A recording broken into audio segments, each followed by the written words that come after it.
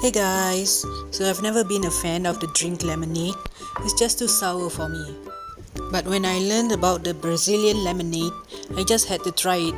It's still a bit sour, but the added creaminess helped make it a more palatable drink for me. And the fact that it's so easy to make, honestly I'm already planning in making some at the next time my family have a get together. Despite the name, Brazilian lemonade is made with limes instead of lemon. So you will need 3 of those. Cut them into 2 before adding to the mixing bowl. Add 500 grams of water. Then blend for 2 seconds at speed 10.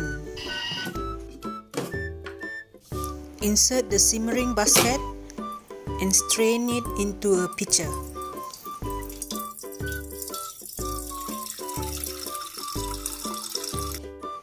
You can discard the leftover chunks of lime, then pour back the lime juice into the mixing bowl.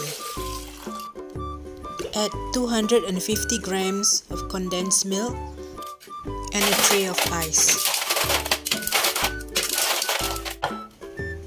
Blend again for 8 seconds at speed 5.